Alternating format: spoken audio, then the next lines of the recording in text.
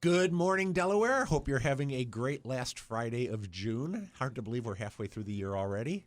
Good morning, Nicole. Good morning. It's also hard to believe that we're halfway through our summer reading club. I mean, we hit our halfway point officially the first week of July, but it's almost over. Wow, that's amazing. I know. But speaking of the Summer Reading Club, our guest today is from the County Prosecutor's Office.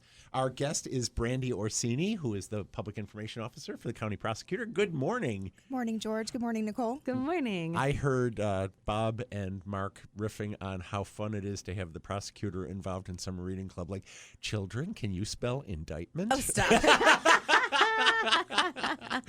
I thought that was really funny. I was thinking that I was reminiscing that the last two times that we've seen Prosecutor Schiffel in the studio on a Friday, it's been a beautiful Friday. We've been like, oh, what a wonderful day. And then not 4 hours later, you hear on the news, and a body was found in Alum Creek. And you're like, oh. Sounds about right, Melissa's day started out so nice, and then it just went down so fast.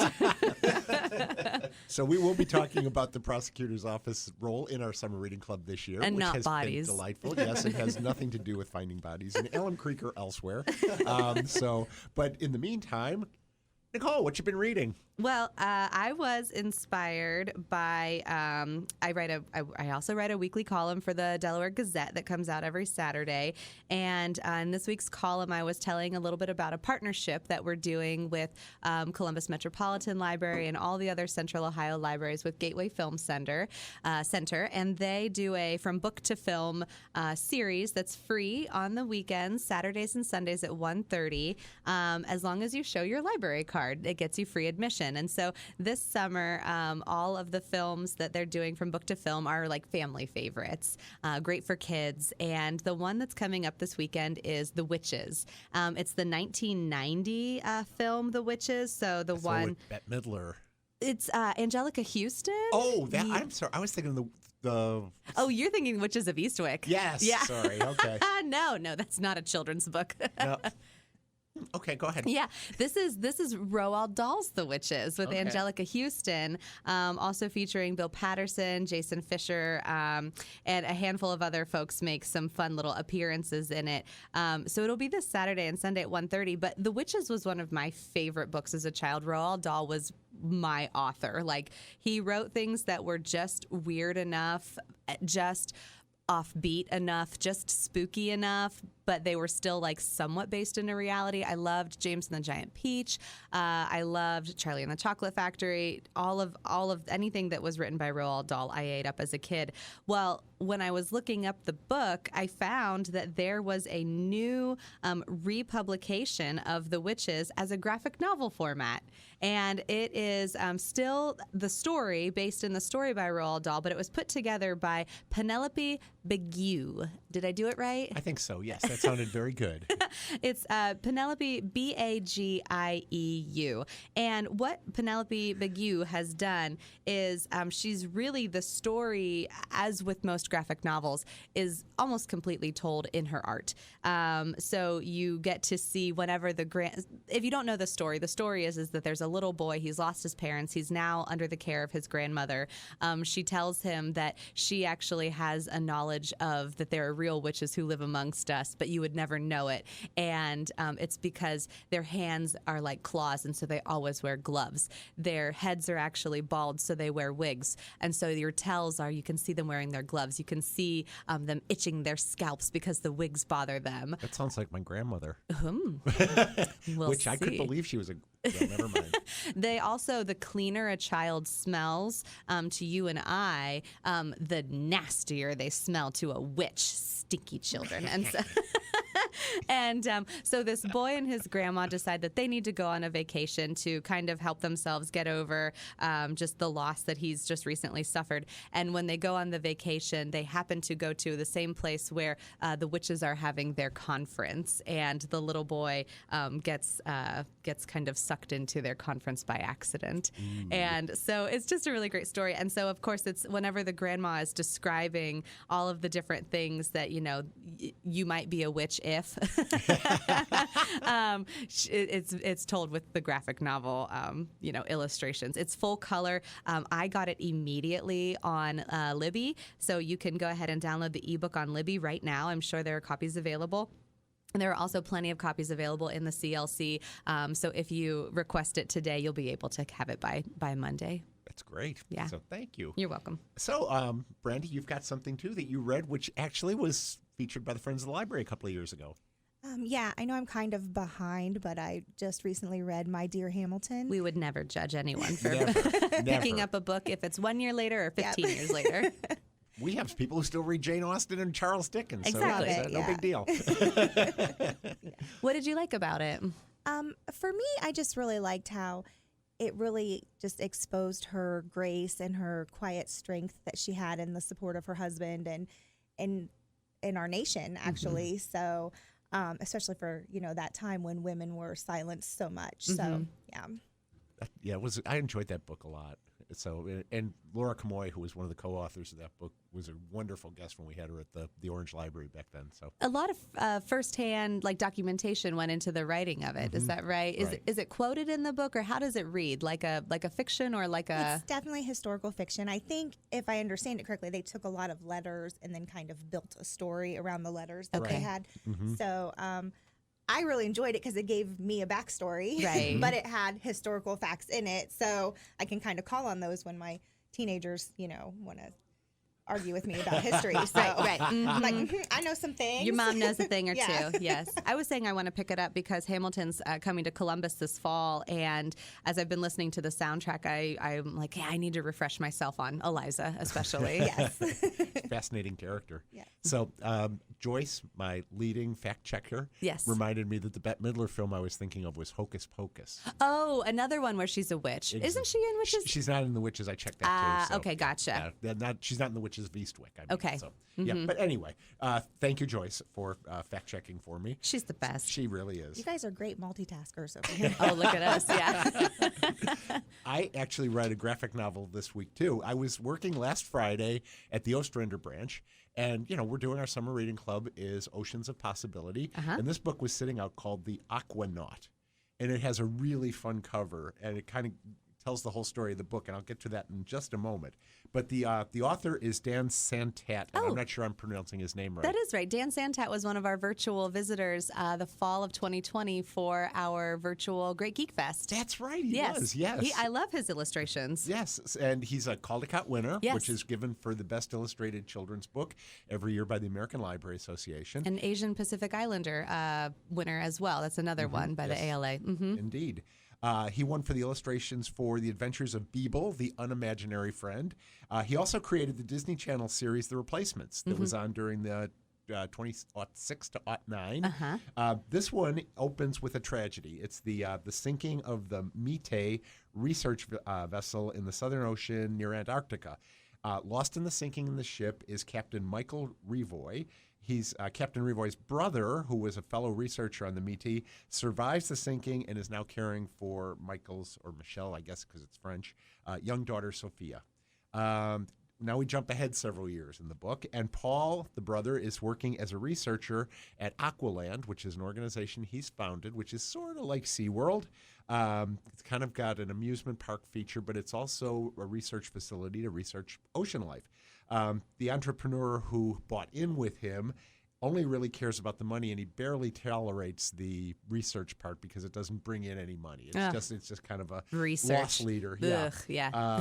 In the meantime, Sophia's barely scraping along in school, and her only hope for a passing grade in science is to bring her famous scientist brother in as kind of a show and tell for the science fair. Of course, it doesn't work out that way. In the meantime, this strange visitor has appeared at Aqualand. It's a stranger dressed in a deep diving suit, an old-fashioned kind of deep diving suit. Doesn't move real well and doesn't seem to know exactly what it's doing. And slowly we discovered that this is actually a sort of a robot that's powered by sea life. There is a crab. There is an octopus, there's a squid, and a sea turtle who are actually running this automaton. And they're tired of humans messing up their world. And they found the log of the Mite, and they heard about this Aqualand, which is supposed to be this great refuge for sea life. So they built this robot so they can walk on land and get to Aqualand and have their refuge. So many silly references going through my head right now. Oh, it's hysterical. And then they get to Aqualand and discover it's not what they thought it was. So, and in fact, there's a sequence in the book that is so much like Young Frankenstein. Oh, yeah. That it's hysterical. And if you don't have to know Young Frankenstein to get the joke, but it's just, I saw him thinking, is he going to sing, Putting on the Ritz? Right. Anyway, the four of them, the four creatures who put this together, the first one is Soda Pop, who's a crab who's adopted an empty pop can as his new shell. Yes. Antonio, who's a blanket octopus, he kind of is the pilot. Then there's Carlos, who's a squid who behaves like Star Trek Scotty. He's the engineer. He's the one who actually put this all together. And then there's Jobim, who is a sea turtle, and he's kind of the navigator. Okay. He's the Sulu character. But if you know your Brazilian music or you know Frank Sinatra, you know that Antonio Carlos Jobim was the person who wrote The Girl from Ipanema and did a couple of albums with Sinatra of Latin American music.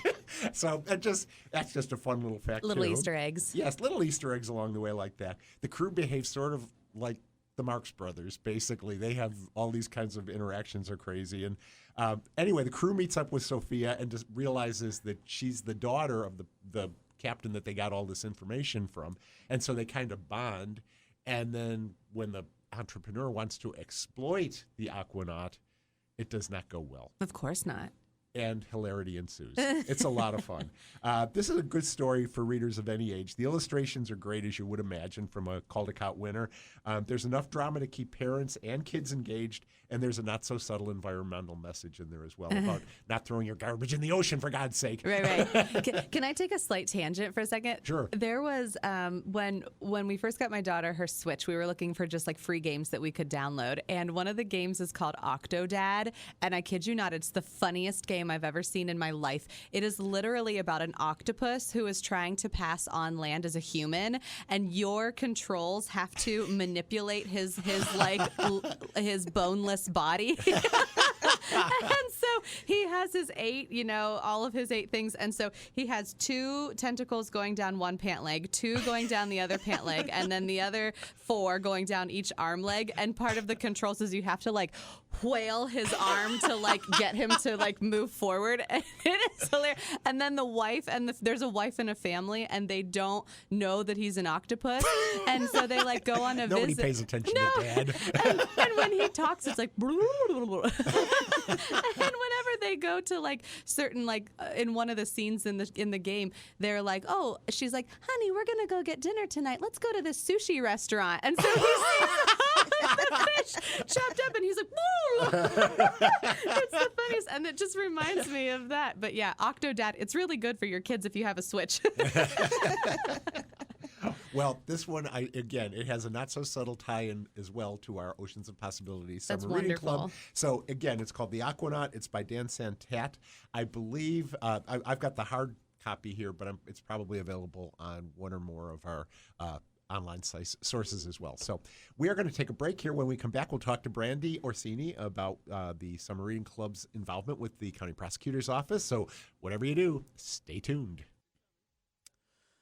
And you're listening to Off the Shelf, sponsored by the Friends of the Delaware County District Library on My 96.7. And that was our good friend Gage Tellis, who is our engineer, as always. Great to have you with us, Gage. Good morning. It's good to hear you. So, Brandi, what's happening with the prosecutor's office in the library? And why do we not have to worry about kids having to spell indictment? The great news is the library is actually picking the books that Prosecutor Schiffel is reading, so it's going along with your theme, and it has nothing to do with court or crime So I know. So that's the fabulous part. Right. This is not one of those sting things where the prosecutor's office tells people they've won big lottery prizes and they just have to come in and pick them up, and it turns out all those people have expired warrants and they're and not one of those things at all. There's a SWAT team there. No, not one of those things at all. So much more fun. No. So we've actually already done 3 branches for the Delaware Library. We have one more to go, July 27th. If you haven't seen Prosecutor Schiffel read, you absolutely need to. She's fantastic. She is. She's very captivating. The kids love her. Yeah. So, I mean, she does all the motions with them. Like, she's like, let's swim. Let's, Yeah. So she does a great job.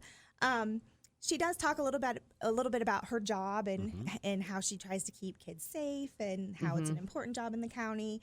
And then the kids' favorite part seems to be that we deliver a little safety message and bring a four-legged friend with us. So I think that's the really exciting part. So these are story times that you've done with us this summer, and like you said, the last one will be on Wednesday, July 27th at 10:30 at the Delaware Main Library. And we said, in our kind of tease for it that we're bringing an animal friend because we know that the prosecutor's office has several therapy animals in your realm. So I know that you have 2 dogs. yes, and it's actually partnerships we have with the sheriff's office, juvenile court, things Okay. like that. We'd love to have a therapy dog in our office. Just trust for the me. prosecutor's yeah, office. like, Yeah. absolutely. But and there's You need actually a crime-sniffing dog. yes. Or you bring Like the dog McGruff? in. No, the dog sniffs you and decides whether or not you're guilty. Oh. Think of how much you'd save the taxpayers. My that dog way. is not very smart. We don't Well, want her to. okay. So yeah, but we also have a relationship with a therapy pony. So What in the world does a therapy pony do? well, she actually just looks really cute. Yes. That's a and we big pet thing, her. Yeah. So, her name is Poppy, and she's with the sheriff's office as well. So, but yeah, we haven't had her out much this summer.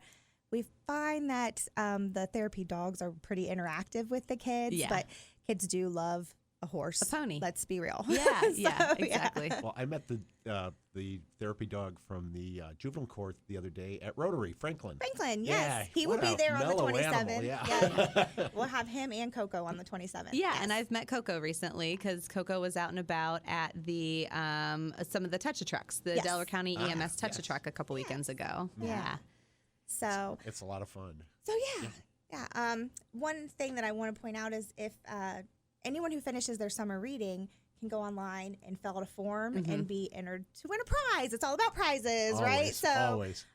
we want to make sure that you go to our Facebook page and find that information or have it from the library. I know the library has a QR code that everybody can scan and go directly to it.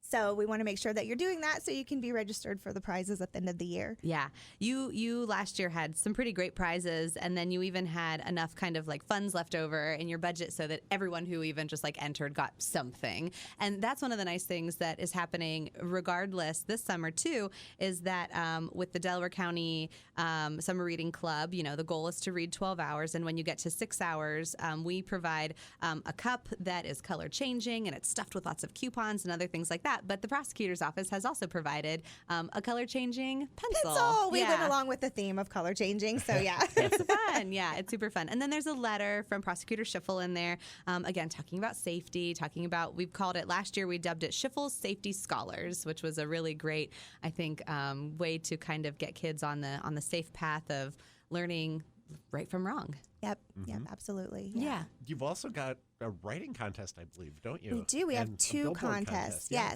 Yes.